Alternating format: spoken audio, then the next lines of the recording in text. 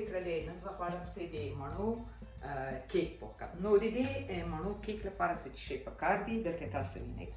مڼې که چیرې همداسې لویې نو 3 دانې ورته کفایت کوي او که کوچنۍ نو 4 ورته پکار دي. او دې نه علاوه چې دا ما ورته راخیستي دي 200 ګرامه هم اوړه. 200 ګرامه اوړو ته به زه بیا 2 قاشقې تر 1.5 قاشقې پورې هم د چای پورې قاشقه ده که چیرې داسې ډکې اخلئ 1 بسته او که هوارې راخلئ نو 1.5 نو دا 1 کفایت کوي. ما ډکه راواخیسته. د اوړو ته به دا پسې ور واچوم او دې نه علاوه چې ده دا هم 1 قاشقه ډکه وانیل دا مې هم اوړو ته پسې ور واچوم. ښه دا هم دا به اوس دې خواته کېږدمه مڼه اوړه او کوچ مې هم ورته راخیستي دي 200 ګرامه. 200 ګرامه کوچ دي چې دا به ویلې کومه او بوره هم ورته پکار ده 200 ګرامه. په عمومي ټوله شان 200 ګرامه. او دې نه علاوه چې ده که چېرته هګۍ ډېرې غټې وي نو 2 ورته کفایت کوي او که غټې نه وي داسې کوچنۍ نو 3 دانې هم ورته هګۍ مې مخکې راخیستې دي چې لږ څه د پخلنځي هوا یې لږ څه تودېږي. او قالب ورته پکار ده. قالب چمتو کوي چې دا اندازه یې د دې موادو لپاره څلوریځ دي. که تاسې دلته هغه د خیاطي فیته پیکیج دی نو معلومیږي اندازه یې کولی شئ. ما که څه هم په مخکني کیک کې به مې نه پوهېږم چې ویلي دي که نه. د کیک قالب ډېر مهمه ده چې هغه موادو ته یې هغه ځای مناسب وي چې تنګ نه سي. ګورئ له 1 نه تر 4 پورې. نو د دې موادو لپاره دومره اندازه قالب ورته سم ده چې مخکې مې کاغذ پکې کړی. او دې نه علاوه چې د لیدونکو دې کیک لپاره که تاسې د مڼې جوس ور اچوئ لا یو بل ډول جوس لا هم شیدې هم وګورئ داسې نیمه پیاله یعنې دا ما راخیستې ده 1 دیسي لیتره هم شیدې ورته پکار دي. د مڼو کیک چې خوندور او ښه راسي دا ډېر ورته رول پکې لري دا هم دارچیني پوډر. دارچیني که غټ لري په اوکلۍ کې میده کوي لکه داسې تیارې دا ورته پکار ده وبینئ چې څومره بیا ورته ضرورت دي. او دې نه علاوه چې ده ما ورته راخیستې ده دا یو ډول توره بوره ده. که دا بوره نه یم درسره مهمه نه ده دا بله بوره هم کېږي چې بیا وروسته به بیا تاسې ووینئ چې زه د مڼو په سر په قالب کې اچوم پرې. او مڼې هم زه اول باید مڼې 4 دانې مڼې ورته ریزه کوم او بیا یې تاسې به ووینئ. خو تر هر څه مخکې دوستانو زه به اول مڼې ریزه کړم. اوس به 4 مڼې ما انتخاب کړې. مڼې به اول بیا به ورقې برقې کړو نو چې یو وارې به په دې شکل 1 دانه زه تاسو ته در وښوم. ټوله شکایت لري چې فلم د تا د ویډیوګانو فلمونه ډېر اوږد دی نو د دې لپاره به زه ډېره هڅه کوم چې ویډیو لنډه وي خو که هر څومره د کوشش سړی وکړي بیا هم نه کېږي معلومات یې باید درکړو په طریقې چل. ښه اوس دا مڼه به په دې شکل ګورئ نه ډېره نازکه او نه هم دا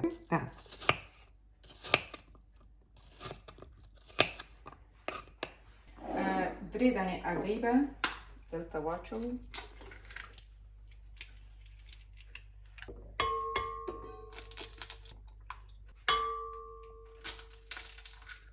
هم هګۍ او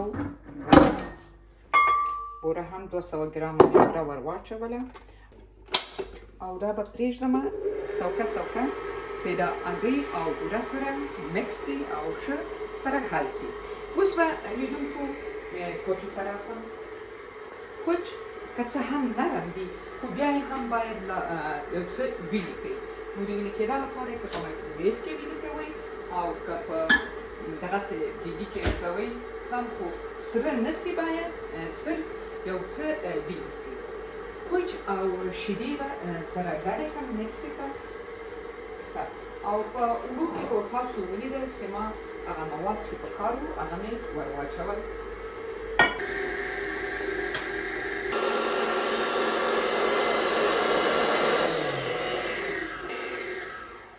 لیدونکو د هګیو ګډول همدومره بسته ورته کفایت کوي. اوس به کوچو ته راسمه. کوچ به مې خو ویلې کړل همدومره ورته بس ده. دا کوچ به په دې کاسې کې واچوم او دا شیدې چې ده شیدې ګوري د یخچال شیدې د ګرمې کړې وي نه دي ضرورت نه ده چې تاسې ګرمې کړئ دا شیدې به هم سې ور واچوم او دا به یو څه سره مکس کړم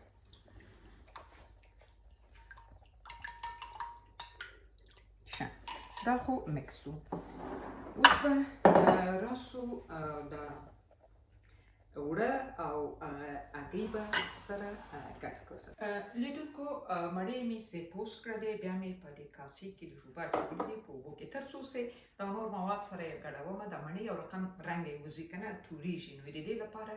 په دې شکل سره باید مڼې یو څه په اوبو کې کیږدو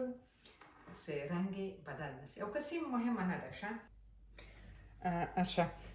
اوس نو دا هګۍ خو تاسې ولیدلې ما دغه رقم له بورې سره مکس کړلې ډېر هم نه ده پکار یو نیم کیک کې که نه باید دا بیخي ډېر سپین سي دا هم مهمه نه دي او دا هم هغه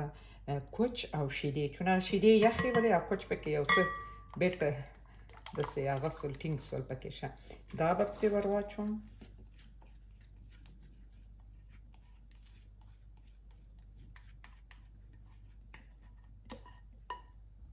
شه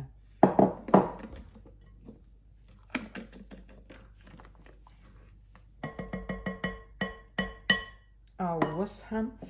دا اوړه به پسې ور واچوم په دې اوړو کې خو تاسې ولیدل چې بیکینګ پاوډر او وانیل پاوډر دي پکې دواړه دا سره مکس یې کړم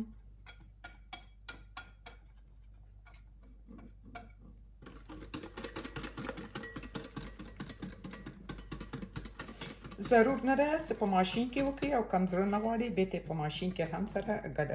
حل کولی شئ خو دلته په دې لاس هم کیږي اوړه یې ډېر نه دي اسانه حل کیږي لیدونکو دا شی هم تقریبا یو 20 دقیقې مخکې باید ولګوئ په دې چې تر څو دا مواد تاسې حل کوئ یعنې دا شی باید ګرم وي دا هم ډېر ښه حل شو ښه دا هم دا مرحله مڼو نه مې اوبه لرې کړلې او په چلو صاف کې مې واچولې اوبه یې لرې سولې دا هم یعنې آماده دي اوس هم قالب به لا دغه رقم په سپری باندې لا په کوچو لا په خوړو باندې مقصد قالب یې غوړ کړئ دا رقم سره قالب باید غوړ شي لیدونکو اوس به اول دا مواد لږ څه دلته واچوو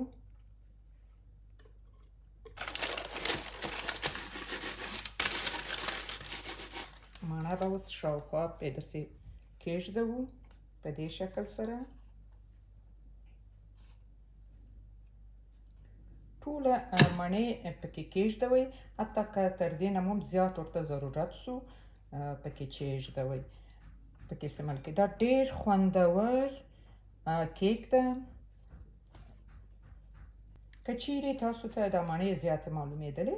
بیا کولی شئ چې کمې پکې کېږدوئ خو چې مڼه یې دغسې ډېره یي ډېر خوندور راځي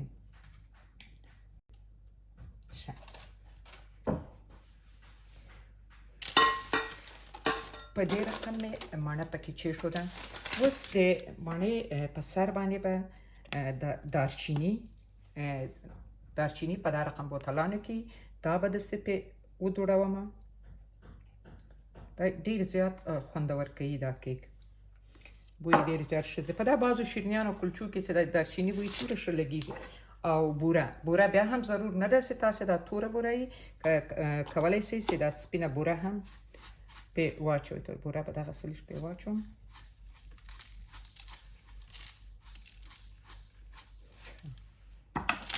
او اوس بیا بېرته دا نور مواد پسې اچوم دا هم کولی شئ چې دا مواد په اوله مرحلې کې ډېر ور واچوئ وروسته کم ور واچوئ دا مهمه نه ده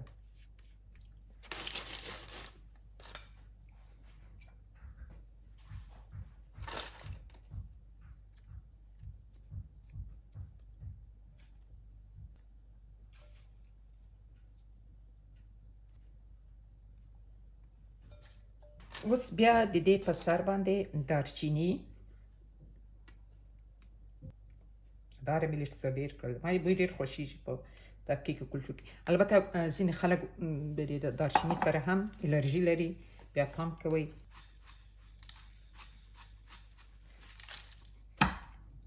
بوره مې هم لږ ډېره پکې واچوله دوستانو نو دا کیک مواد مې تاسو ولیدل له نږدې نه په دې شکل تیارېږي اوس مې دا درجه 10 دقیقې مخکې لګولې ده په 200 او دا ښه ګرم ده دا شی ساړه داش کې هېڅکله کیک لا بل ډوډۍ هر شی سي نو معلومه ده په ساړه داش کې نه کېږدو نو د دې لپاره داش ګرم ده او په 200 باندې نه پکې کېږدم دا تقریبا له 40 تر 50 دقیقو پورې لا 45 دقیقو پورې په داش کې په 180 تر 180 پورې کېږدئ او پس له هغه نه تاسو دا کیک تیار ده دا ځل مې په دې پخلنځي کې داش لاندې ده اما ډېر ښه داش دی دا وخت ووایم خوشحاله یم دوستانو کیک تقریبا 45 دقیقې پې تېرې شوې او ما وکړو په چاړې باندې داسې پوخ ده اوس پې داش راوباسم